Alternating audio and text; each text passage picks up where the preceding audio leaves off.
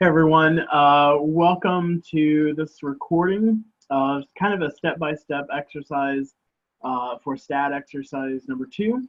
I'm going to show you the steps and show you the ultimate answers that you should have gotten in Jamovi for the second exercise so that you can check your work.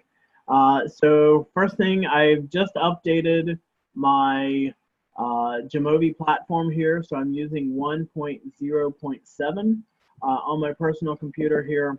Download the files from Canvas so that we're using the exact same files. I've already done that here. I can click over to my download folder, and you can see that I've got both the exercise instructions as well as the data. Normally, what I would do is just double click here, open it up in Jamovi, but I know that there have been some issues with Jamovi on Mac platforms in particular. So what I'm going to do is just go the old school way here, open Jamovi so that we can then go manually retrieve the data from that download folder. So I've got the program open. Let me go to File, Open. Let me hit Browse. I'm ignoring the previous data files that are there. It instantly goes to the download folder. So let me pull this open. And hopefully it's going to pop the data over here. And I can see that I've already got the columns labeled. I've got numbers here. If you choose to do so, you can go over to look at the instruction set and ultimately give this a double click to pull up the variable view here. And if you want to change the labels, 1 is San Jose, 2 is San Francisco, for this particular variable of location, volunteer type. It asked about what type of work they were wanting to volunteer for. And so 1, blue collar, 2, white collar, 3, undecided. So I can go in and make these changes. Feel free to do so on your own data set. It does make it much easier to write up the data once you get there. Are they able to commit to 5 hours per week? 1 is yes, 2 is no. For these next 5 variables, these are my Likert scale questions. So 1 is strongly disagree, 9 is strongly agree. I'm not going to go in and put those in as categorical labels, only mostly doing that on my categorical or nominal variables here. So gender, 1 is male, 2 is female. For age, that's also continuous, so I don't need to do anything there. For race, ethnicity, I'm just going to quickly go in because I have the list here on the desk beside me. 1 is African American, black, 2 is Asian Pacific Islander, 3 is Caucasian, 4 is Hispanic Latino, 5 is Middle Eastern, 6 is Native American, and then 7 is my other category. And so with education, what I have, let me just double check here because I didn't copy this one down. 1 is high school diploma, some colleges 2. High school diploma, college 3. Excuse me. There's a bachelor's, and then 4 is a graduate degree. And that should get me at the end of my data set. So now everything is labeled and is ready to work with. So let me go back over here to question number 1 of stat exercise 2, and let's just walk through some of this. And I'm going to ask you to bear with me This is not a program that I normally use, so I may have to play around a little bit to make sure I'm pulling up the right tests here. So let's just start with question 1. Describe the composition of the participants who took the survey. This should include 4 demographic variables: gender, race, education, and age, and 1 categorical descriptor where they took their training. So what I want to do here is go over into the analysis tab, hit the exploration for descriptives, and this is hopefully going to pull it up eventually. Quite slow here with this new update. And so it was wanting some demographic variables first. So gender, age, ethnicity, and education, I think, was the other one. Just double check. Gender, race, education. Yes, okay, all right. Sorry about that. Just kind of a mental moment. Let me move those over to my variables. Under statistics, I can see what my options are. And specifically, what I've asked for is, when appropriate, the mean, standard deviation, mode, median. But for most of these, I am mostly looking for the different categories. So when I've just got those selected, I'm not really getting anything other than for age. Age, I do want the mean, 32.8 years of age. I do want the standard deviation, which I have to go select for. And that's going to now appear as 14.1 years. But these other numbers for gender, race, education are absolutely meaningless because I'm needing the number of men and women, the number of different racial or ethnic participants in each category.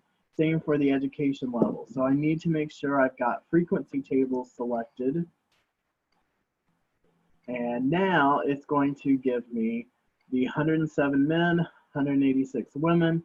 I've got the percentage as well for each of these for gender, race, education. It's not going to give me age because it's not a categorical variable. And now the other thing that I need to do for question 1 is also the categorical descriptor where people completed their training. So let me also go and throw location over here. And it's going to calculate the mean score, but again, this is a meaningless number. What I am needing is the information down here. 172 people, or 58.7%, took the volunteer training in San Jose. 121 did in San Francisco. And also make sure to report that percentage. So this is the information. I'll scroll back through it a little slowly so that you can pause the video to check out the numbers that are needed. Compare your own work to this for statistical exercise number 2, question number 1. And here in this with the mean, median, and let's just throw mode in as well. You're looking here at age. Minimum, youngest person was 18, and the oldest was 73 here. Okay? And so let's remove those because that is all for question number 1. So question number 2 looks at the first research question, and we can go back up here to look at that first research question. Is the volunteer training session worthwhile? And to answer that, I've got 3 questions. I left the training session feeling ready to volunteer. The training session was a good use of my time, and my questions about volunteering were answered. Okay, and so what it's asking us to do to address the first question, please describe the participant's evaluation of those 3 categories, of those 3 variables: felt ready, good use of time, and questions. and then we're going to do some t-tests. So the first thing I need to do is go back over here and just get the overall descriptives of these three variables: felt ready, good use of time, and questions answered. So I'm going to go back to my descriptives, and what I'm looking for here is the mean, the median, the standard deviation, and I'm going to pull up the three variables for research question number 1. And so I'm going to report the mean scores. This is overall of everyone. So the mean scores and the standard deviation. So when evaluating the question, the training session, or I felt ready to volunteer after the training session, the average score was 7.27. Standard deviation was 1.96. Participants felt it was a good use of their time. The average was 7.46, and the standard deviation 1.9. And then questions answered, the average score was 6.59. Excuse me. The standard deviation was 2.18. And what you wind up seeing is that on a scale of 1 to 9, all of these are pretty favorable responses. Questions answered was a little bit lower, but still well above that 5.0 sort of midpoint on that scale. And so that's the first part, just reporting kind of overall what the averages were. Looking at the second part of the question, it now wants us to look at the independent t-test to determine whether there was a difference between men and women and how they answered these questions. And so with that, again, I'm looking at an independent t-test. So let me go ahead and just remove this. To do that, I'm going to click over on the t-test, and I specify in the instructions I want the independent t-test. And so while that pulls up here, I'm looking at gender as my grouping variable. And so it's going to look at men and women here, and I want felt ready, good use of time, and questions answered. And so what I'm doing a student's t-test. I am assuming that I want that first, excuse me. I am not assuming that one is particularly greater or than the other. I'm assuming sort of equality there. And what I also want to make sure I select, because this is giving me the t-value for the statistic, my degrees of freedom, and the p-value, but I also need the descriptives so that I know what the differences were between the two genders. And so once I select that descriptives, I get the males, their average score, the standard deviation, females, average and standard deviation, and I want to report these means and standard deviations for all of my groups, for all three variables. And then I want to also report whether or not they were statistically significant with the t-test, the degrees of freedom, as well as that p-value. So the t-test, generally what you see is when you have smaller t-values, you have results that are not statistically significant. When you have large t-values, you do get some statistical significance. So here what we wind up seeing with a t-value for I felt testing the difference between men and women in terms of feeling ready to volunteer after the session. Women did have a slightly higher average score, but that small t-value shows that ultimately we do not have a statistical difference here. So even though there is a difference in 7.37 and 7.08, statistically those are the same. Same sort of result here with good use of time. Women have reported a higher average than men, but ultimately this is an even smaller statistical difference. You know, the t-statistic is sort of a measure of how far apart those two averages are. It is smaller, so meaning that our difference is going to be closer. The degrees of freedom is the number of people who completed the question, so 293 here, minus the number of categories. So 293 respondents minus 2 categories, men and women, gives us the 291. P-value for good use of time was 0.288, so definitely higher than our 0.05, so not a statistically significant finding. In terms of the questions, were your questions answered at the session? We saw that a little bit lower than the 2 previous questions. But again, similar pattern, women reported a higher average. So I want to report the women, their average, their standard deviation, men, their average, their standard deviation, and then go back and interpret that to see if it was different.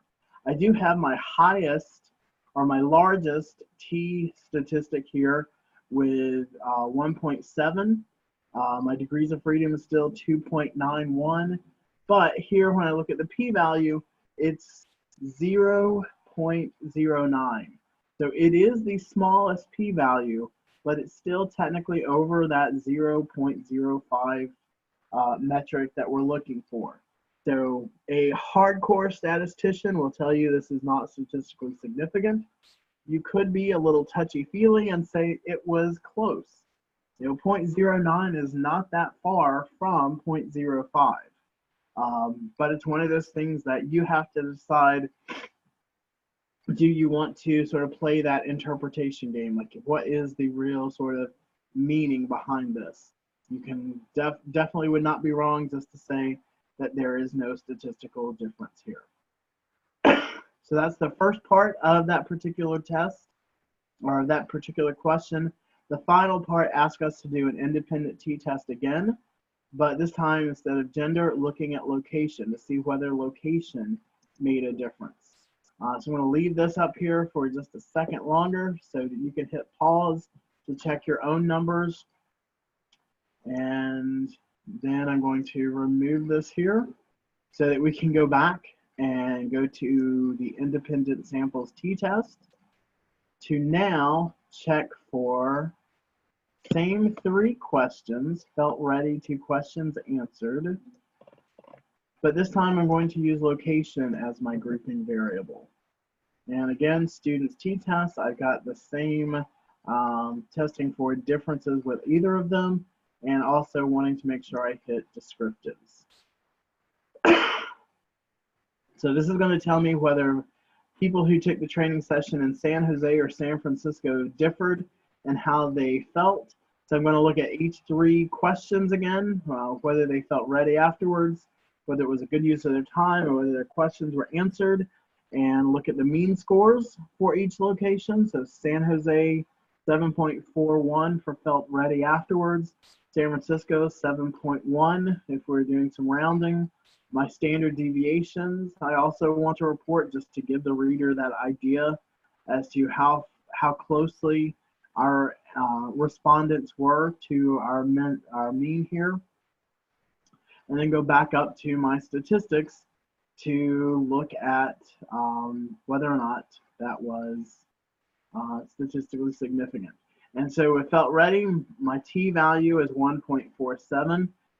Let's ignore the Levine's test here for the time being. That's not what we're getting into. That's helping us to sort of look at different values in terms of being able to play around with group differences, and that's not what we're doing. So let's just ignore that for right now. Degrees of freedom, again, 293 is our N minus the number of groups. That's how we get our degrees of freedom in a t-test. And our p-value is 0.143, so definitely higher than 0.05. So it is not statistically significant. For good use of time, I've got my 293 respondents, my 2 categories, so it's still going to be the same degrees of freedom, but now San Jose, 7.6, 7.63 for was the session a good use of their time. Volunteer session in San Francisco, similar, 7.23.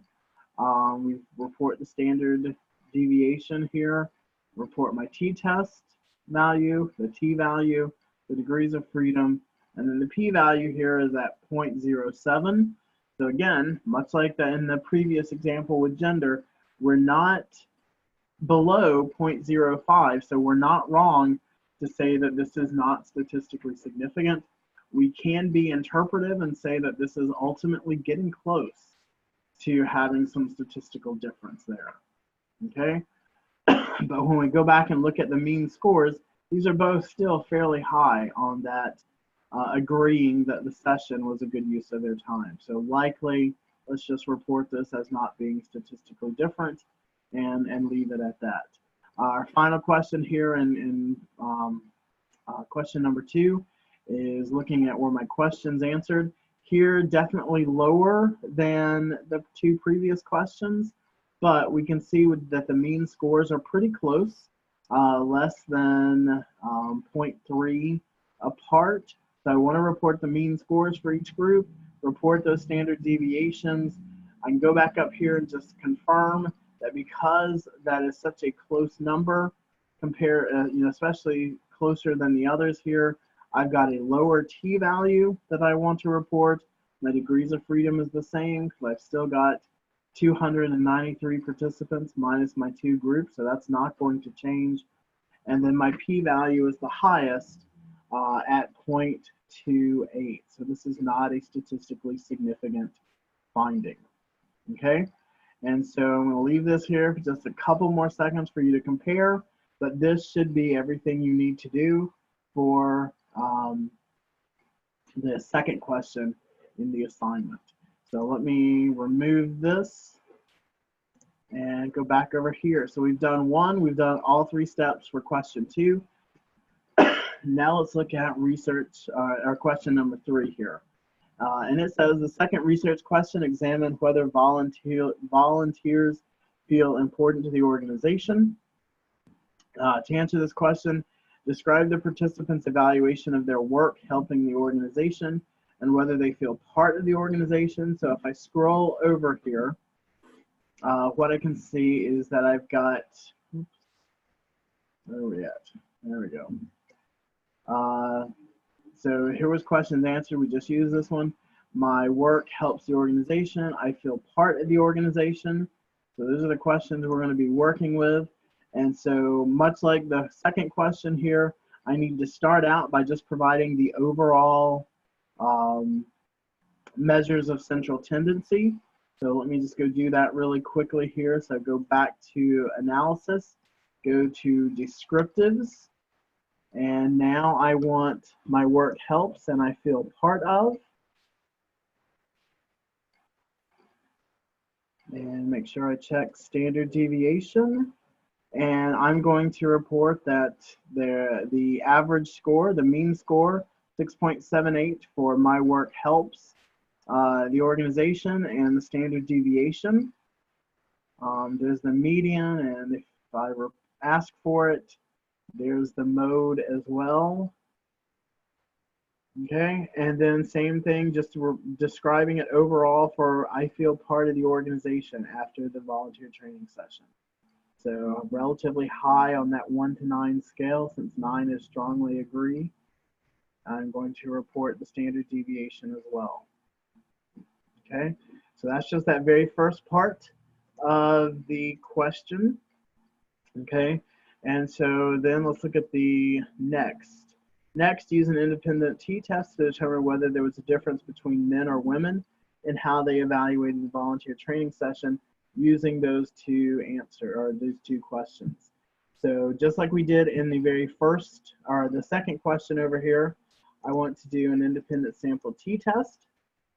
And I'm going to look at gender differences. And this time, rather than felt ready, good use of time, and questions answered, I'm going to use my work helps the organization, and I feel part of the organization.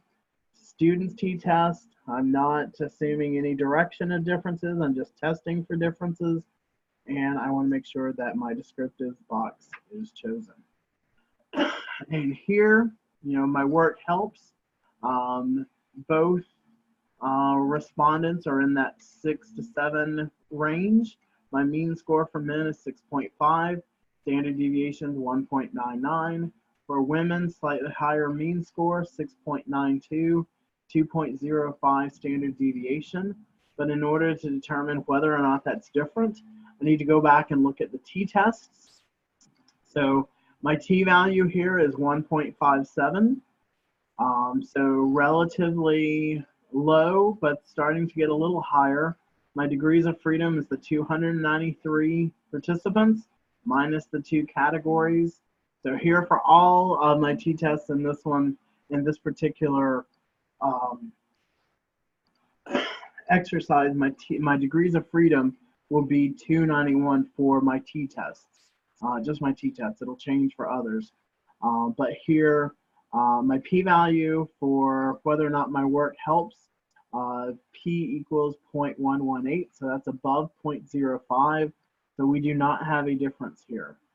But just looking ahead, I can see that we do have a statistically significant difference for, I feel, part of the organization. Look down here. You know, ultimately, men and women are both feeling part of the organization. They're both on that positive side of the scale, but women do report to feel more connected, more involved, more part of the organization than men do. So 7.53 for average. Women have a standard deviation of 1.83. Men have an average of 6.97, 2.11 standard deviation. You can see the higher t-value is going to result in a statistically significant difference here. So, you know, we're looking at 0.05 or lower, and here we have p equals 0.018. So definitely a statistically significant finding. Okay, so just go back over here, just confirm that the third part is asking for a comparison between San Jose and San Francisco. So I can keep this basic structure here, but now I want to move gender out and move location in. Everything down here will stay the same, but now I've got my San Jose and San Francisco. So here for the first one, my work helps. Mean scores are almost identical if we round things. So 6.75 rounds up to 6.8, 6.82 rounds down. Standard deviations are very close as well, 2.11 for San Francisco, 1.99 for San Jose. The t-value is 0.28, so very low, and a pretty high p-value. So there is no statistical significance or significant difference in whether or not location made a difference in people feeling that their volunteer work helped. Likewise, you see here that our p-value is not statistically different for feels part of the organization. And both in San Jose and San Francisco, we see pretty high average scores. So I'm going to report those two mean scores, 7.41 and 7.21, as well as the standard deviations of 1.9 and 2.0. Very close results here. So I've got a low t-value, 0.82, degrees of freedom is 291, and then there's my p-value of 0.4. So I do not have a statistically different result here. So even though both of these numbers are technically different, statistically they are very similar. Okay, and so that answers question number 3 for the statistical exercise. So let me remove this. So we're starting from the beginning. I guess I can't get rid of that part. All right, so now let's move to question 4. And we are working with chi-squares, everybody's favorite. All right, so conduct a chi-square test to determine whether the different types of volunteer workers, white collar, blue collar, undecided, were more likely to be able to commit to 5 hours or more per week. So state the null and the alternative hypothesis, which I will leave for you to do, but I will help you find or check your numbers against the chi-square portion of the test. Okay, So with chi-squares, what we're looking to do is ultimately set up a grid to check whether or not there are proportional differences. The frequencies picture here looks most like a grid. So let's click down to here. And what we're looking to do is test whether or not we have a chi-square test of association down here in our contingency table. Okay, so it's going to pull up the work there, our grid, and we are working with volunteer type and volunteer 5 hours. So again, these have to be categorical variables. It doesn't matter which we put into the row or which we put into the column, but I do want to make sure the chi-square statistic is checked.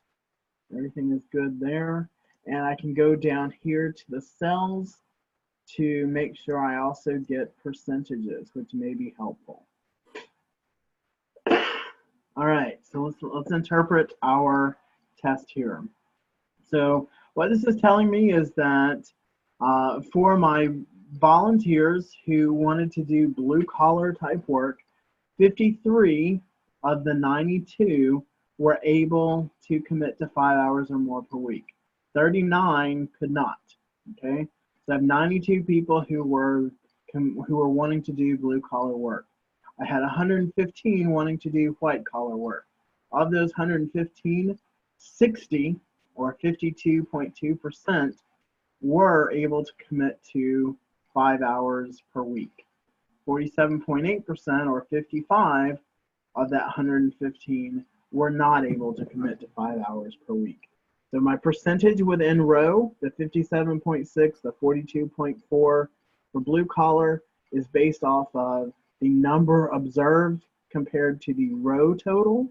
92 here for blue collar, the 115 compared to 60 for the within row percentage. And then the second is the column.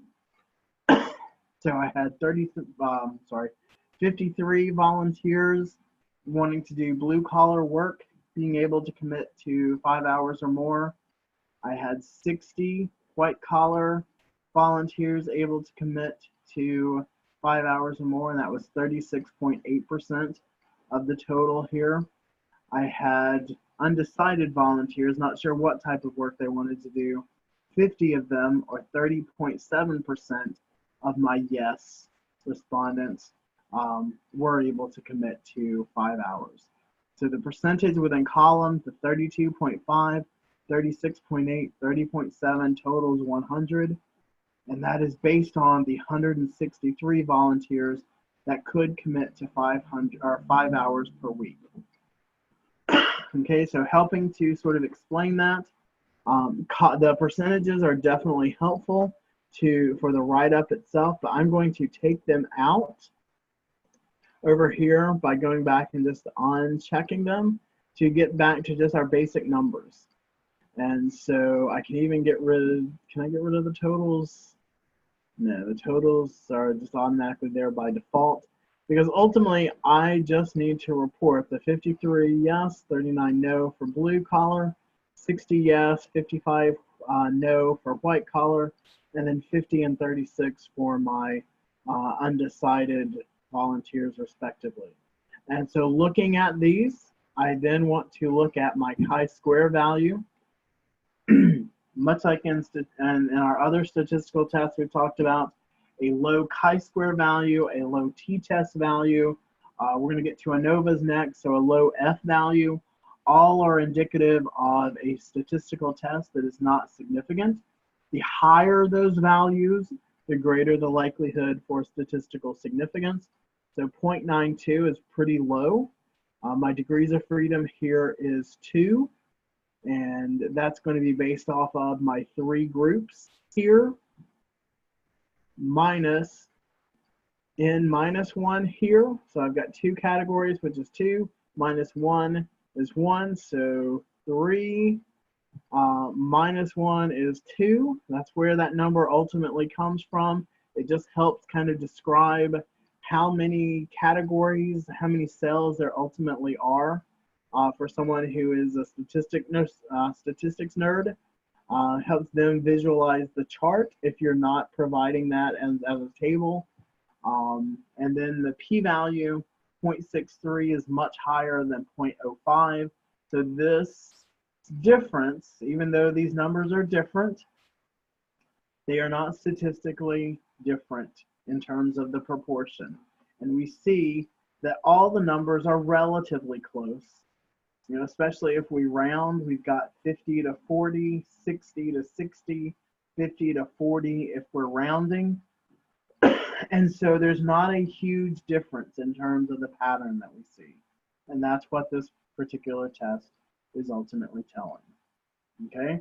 And so there are, let me go ahead and throw back the percentages here just so you have those to be able to compare your own work against, because you would want to report the percentages, the frequencies, as well as the chi-square, degrees of freedom, and p-value in the actual write-up. And there are examples of write-ups in the PowerPoint slides that you can look at. Okay, so that's going to walk us through question 4. So question 5, finally conduct a one-way ANOVA to determine whether the different types of volunteers, so white collar, blue collar, undecided, felt differently about the volunteer sessions, felt ready, good use of time, and questions were answered. All right, so we're going back over here. Let me go ahead and just remove these so we're working from scratch. And what I'm looking to do now is look at the volunteer type. And so I've got 3 different groups, and I'm looking at whether or not they felt ready after the training session, whether it was a good use of their time, and ultimately the questions answered. We cannot use a t-test here because we have more than 2 groups. If we just had 2 groups, male, female, or San Jose, San Francisco, we could use the t-test to compare those groups. If we just had white collar or blue collar, we forced somebody into a decision, we could use a t-test, but we left that undecided option out there. And so now we have to use an ANOVA to compare those 3 groups. So what I'm looking for is the most simple, the one-way ANOVA. So here at the very top, so let's select this. We're not wanting to use the more advanced one-way ANOVA that has some assumptions about it. We're going with the very simple, the very basic one-way ANOVA. And again, my grouping variable is the volunteer type. And so that's going to be my blue collar, white collar, and undecided volunteer. I'm looking for these 3 variables, whether or not they felt ready after the training session, whether the session was a good use of their time, whether their questions were answered. I don't want to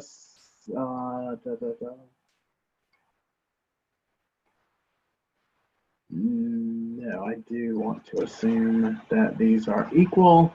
I want my descriptives table, and again, I want, because I'm assuming equal here with the Fisher's test, when I look for those individual differences, I want to assume equal as well and select the Tukey test. Okay, so what I'm looking for here, I'm first going to go to the descriptives and report the differences between my blue collar, white collar, undecided volunteers in terms of the mean score, the standard deviation, and the number of each. So I would report this first one that my 92 volunteers who wanted to do blue collar tasks felt pretty strongly that they were ready for their work with a mean score of 7.28, standard deviation of 1.91. After that training session, they felt ready. Similar results for undecided and white collar in terms of they were all on the positive side. But when I go back up here to my statistical test, I can see that my F value is 4.28. My degrees of freedom is 2,291. I want to or 290. I want to report both of these. Excuse me.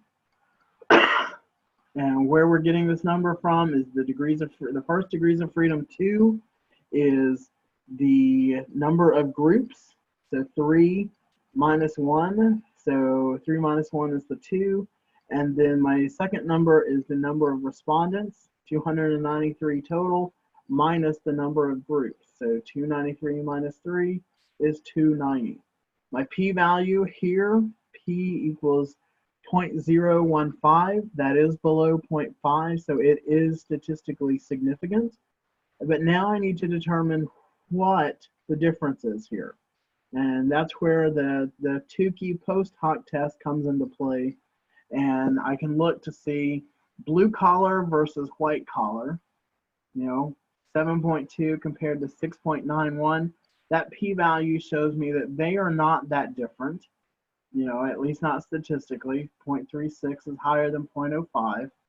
When I look at blue collar versus undecided, I've got 7.2 versus 7.7. Again, not statistically significant.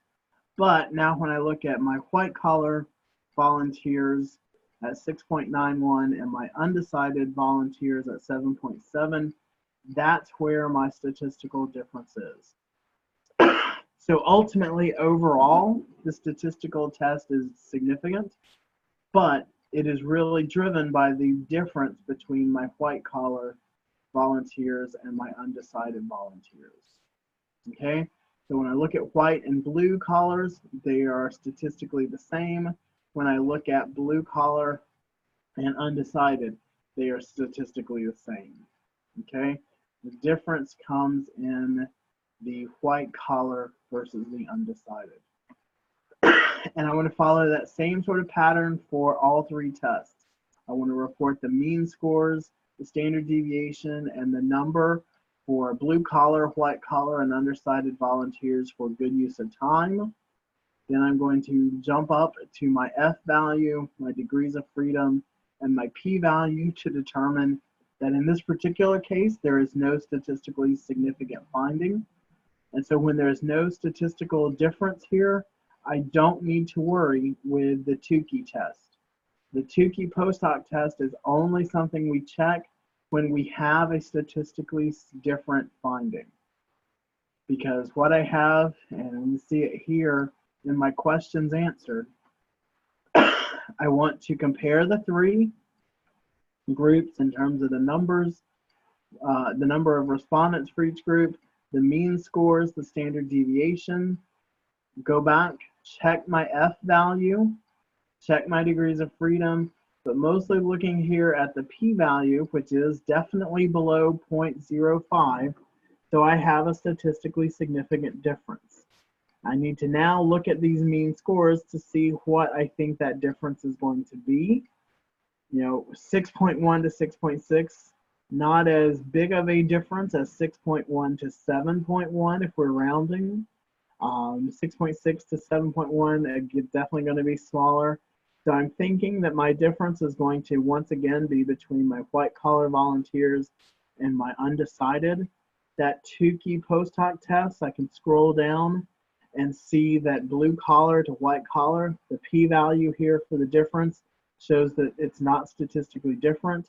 The blue collar versus undecided is not statistically significant, but the white collar compared to the undecided is. So again, even though I've got my three mean scores, my standard deviations, and the one-way ANOVA test is telling me there is a statistically different finding in the groups, that post hoc test lets me determine exactly where that difference is. Okay? And so that should take you all the way through question 5. So that would be the end of statistical exercise number 2. So I'm going to stop the recording here. You've got everything you need to know about the test, be able to go back and review the video, pause it when you want to check your own answers to be able to fully get through question number or statistical exercise number 2. I'm going to see if I can upload this to YouTube so you have this to look back in the future with your capstone, with any professional work that you may do. just so that you know how to use Jamovi. Okay, so I'm going to stop the recording now, and I will see you in class later this week. Bye.